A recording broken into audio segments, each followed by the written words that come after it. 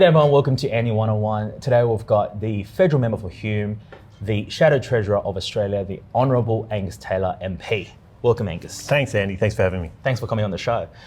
There's a lot to talk about today, but I wanted to begin by your story. So what got you into politics? Well, look, I grew up in a family where politics was all around us. Even though we were a small business family, a very tight family, Dad was a farmer and got involved in politics at the farming level. And so I was seeing that during the 80s and the 90s and right back into the 70s indeed. And so I was always interested in politics. I spent many years working in business before politics. I hadn't had any close political background. I wasn't a staffer or a lobbyist or anything like that. I'd worked in mostly commodity industries here in Australia. And then ultimately I got this opportunity to stand for Hume, and I did, with lots of encouragement from the sitting member at the time and others, and the rest went from there. But ultimately I think for me it was actually about the view that public service matters, it really counts. But also I felt that my values, which I'd grown up with a tight, loyal family, a strong focus on enterprise, on business, particularly small business, I felt that they were values that needed advocacy and were values that I thought were important to the Australia that I know and love, and I want them to be central to our nation in the future. That's great, Angus. You were a Rhodes Scholar, right? Yeah, it was incredible. I mean, I grew up in a family where, whilst we were from a country area, Dad was the first in his family to go off to university. But education was a really, really important part of my upbringing. My mum taught me to read before school did because she thought it was important. So I'd always appreciated an amazing education that my parents afforded me, at the very least by doing it themselves. That's great. But then later on, I got to Sydney University and I got the Rhodes Scholarship, went over to Oxford, which was an incredible privilege. And I think that really strong love of education has been an important part of my life, and actually it's something that I value much in what I do in politics. So what are your political values, or what is your definition of, I guess, conservatism? Yeah, right at the heart of it for me is nothing more complex than the very basic idea that our job as politicians is to help every Australian reach their aspirations. That's the heart of it. I don't believe that Australia should have some big corporatist vision. I think our vision should be the vision of almost 26 million Australians. That's right. And that's my focus, and that means having a very strong focus on enterprise, on small business, on entrepreneurship, because I think that's what creates wealth and opportunity for all of us. I think it does mean that family is very important because I think it's that family support and loyalty that helps us to realise our aspirations. I grew up in an incredibly loyal family. I mean, 4 boys in my family, and the reality was we were allowed to give each other a hard time, but if anyone else gave any one of us a hard time, yeah, that's right. Our loyalty was to each other first. And I think that family support has been hugely, hugely important to me, and I think that's very central to my view of the world. I also believe in a united Australia. I think what's wonderful about Australia is every Australian should be given the same opportunities. We should be treated the same way by our legal system.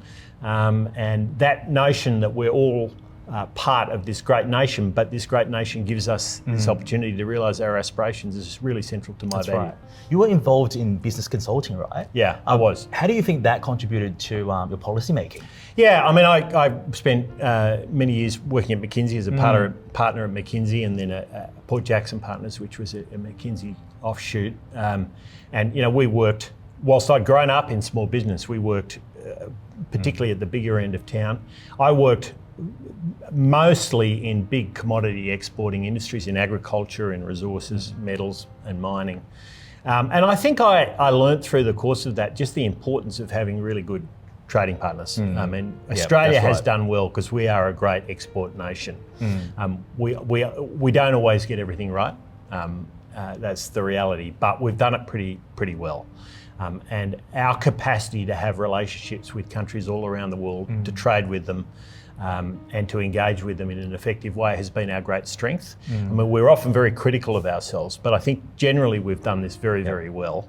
And we've done it for a long time, for the best part of 200 years, right from the early years of the wool industry and the gold industry in this country. I mean, we were very good at engaging with our overseas trading partners, and I think that's important to our future as well. So here's the question. So how important is China as a trading partner for Australia? Well, you only have to look at the numbers. That's right. It's pretty clear. And, I cut my teeth in the commodity export industry in agriculture primarily. Obviously grew up in a wool growing and meat producing family. So, I saw the importance of those trading relationships. And of course we had a very strong trading relationship with the Soviet Union through the 70s and the 80s. But of course, more recently, our big trading partner for our export industries has been China.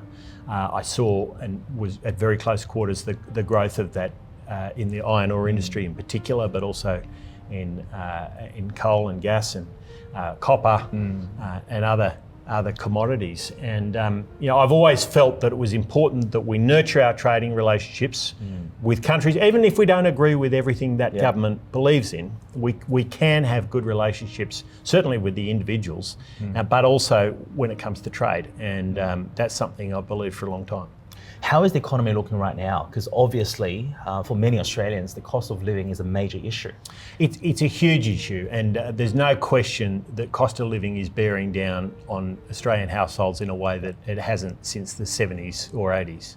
And I think that pain is really being felt, whether it's higher interest rates and the cost of housing and mortgages, right through to the cost of energy and fuel.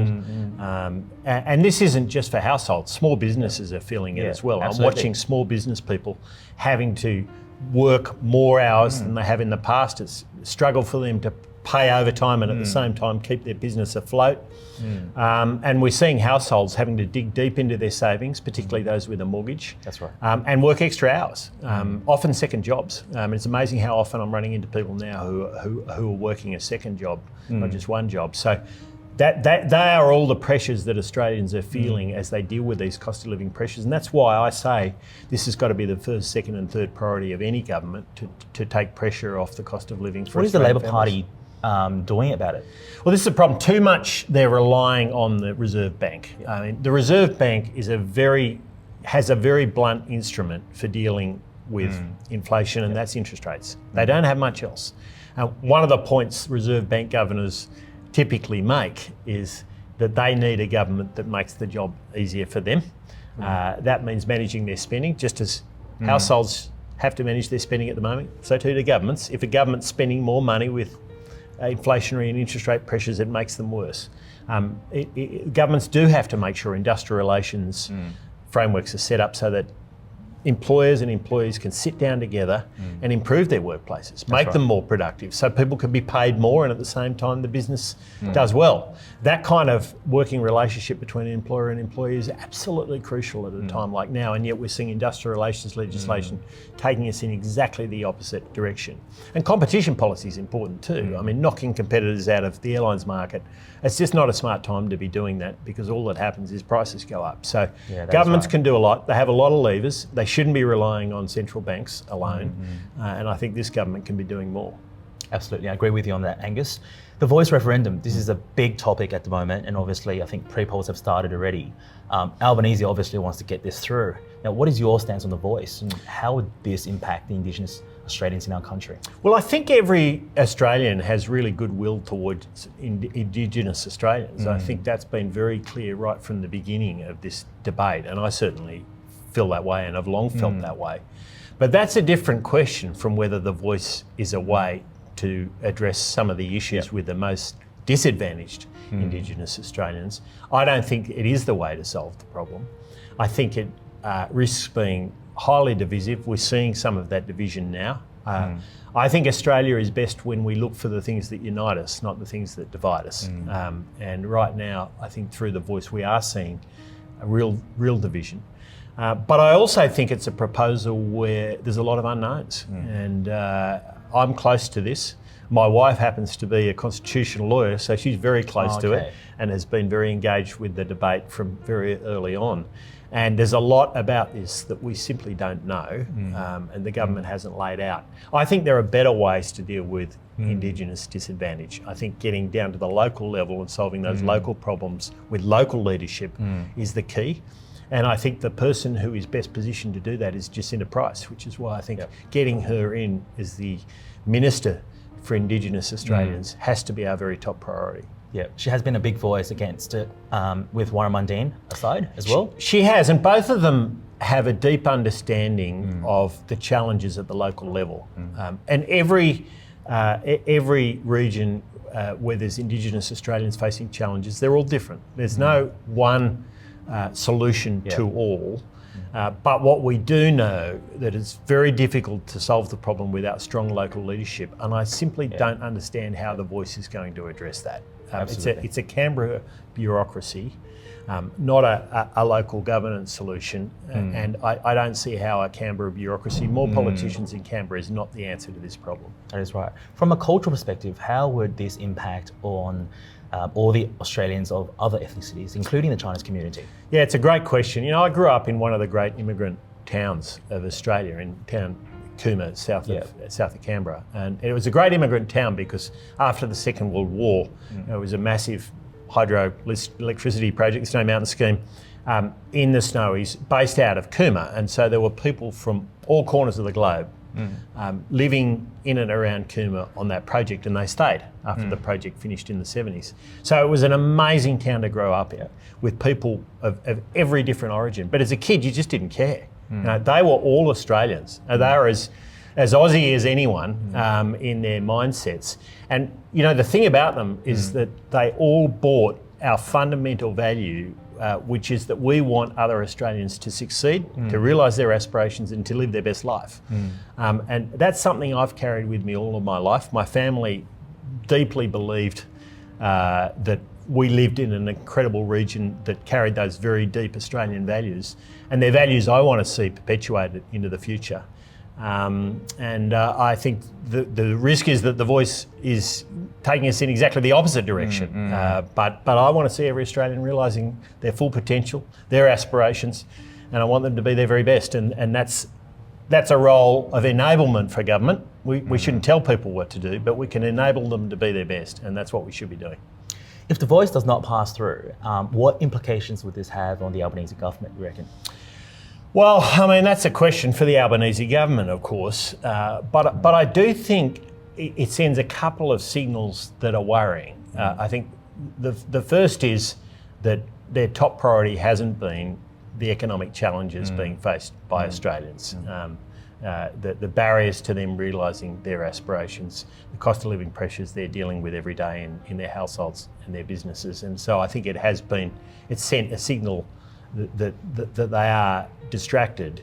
I think the second thing is that it has divided Australia. I mean, I realise that the intent ultimately was from those proposing it to help Indigenous Australians, but we shouldn't need to help Indigenous Australians by dividing Australia. And yet I fear that is exactly what this has done. So they're questions for the Albanese government, not for me, but I think they're questions they're going to have to answer squarely. For our part, I think it will be our job to work with our colleagues across the Parliament to do everything we can to reunite Australia and focus back on those core values, the sort of values that I've talked about tonight. So to wrap up today, what are your views on the upcoming federal election? Because I think the Chinese community would be important when it comes to that matter. We've lost a lot of votes within the Chinese community over the last federal and state election. How do you think we should rebuild that trust and confidence in that community? Well, I think this is a great question, and I think it's a really important one for us to answer. And the first thing I'll say is we did lose support from Chinese communities here in Australia. I think we share a lot of the core values of those Chinese Australian communities. That focus on aspiration, that focus on enterprise, that focus on the importance of family, on education I've talked about. These are all fundamental to my beliefs and fundamental to the beliefs of the Liberal Party. But we do have to listen. We have to learn from the mistakes that we've made in the past. I do think we can have a strong trading relationship in the future with China. We don't have to agree with everything the Chinese government says. I'm sure the Chinese government won't agree with everything we say in the future, but that doesn't stop us having an effective economic relationship. And I think that's an important message for us to be clear about. And it's important for us to continue to emphasise that we see Chinese Australians as fundamental to our community. They are Australians. They are Australians first. And it's that united Australia, I think, is a lesson that is coming out of the voice debate that we want to see, a united Australia, and it's certainly something that I'll continue to argue for and look for opportunities to talk and listen to the Australian Chinese communities as to what their views are as well. Yep. So how are you feeling with what the coalition party is at the moment? And do you think there'll be success in the lead up to the federal election? Well, I mean, the one thing you can be sure of is that we're going to be very focused on making sure we've got a strong economy. And I think that is something that most Australians consider to be incredibly important. We ultimately are the party that believes that private enterprise, that hard-working small business people who are trying to get ahead of the engine room of our economy and will make it successful into the future. And I think they are beliefs that Australians can support. And I'd like to think we won't just be contestable with those beliefs going into the next election. We can win it, and we're certainly working to win it. Thanks so much, Angus, for your time today. Good on you. Thanks, Andy. Thanks for your contributions. Cheers, mate.